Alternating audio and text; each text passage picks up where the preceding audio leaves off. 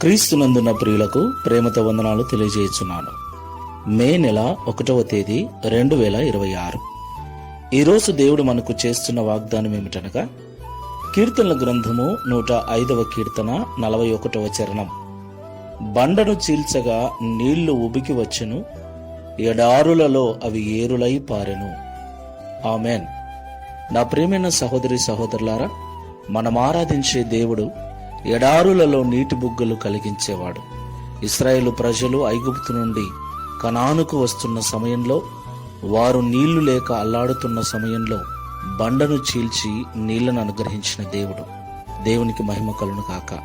నా ప్రియులారా, ఆయన చిత్తానుసారముగా పిలువబడిన వారి పక్షముగా దేవుడు ఎన్నటికీ నిలిచి ఉంటాడు.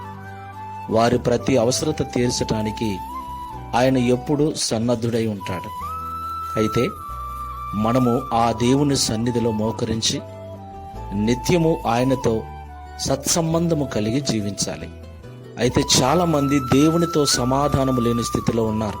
పేరుకు మాత్రము క్రైస్తవులుగా ఉంటూ వ్యక్తిగత ప్రార్థనా జీవితము లేకుండా, వాక్య ధ్యానము లేకుండా, దేవునితో ఎలాంటి అనుసంధానము లేకుండా మ్రొక్కుబడిగా నామమాత్రంగా మందిరానికి వెళుతూ నామమాత్రపు భక్తి చేస్తూ జీవిస్తున్నారు.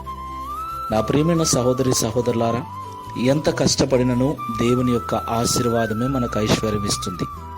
కాబట్టి మనల్ని నడిపించువాడు దేవుడు, మన అక్కర్లు తీర్చువాడు దేవుడు. ఆ దేవునితో మనము సమయం గడుపుట ఎంతో మంచిది. ఆ దేవునితో మనము సత్సంబంధము కలిగి ఉండుట చాలా మంచిది.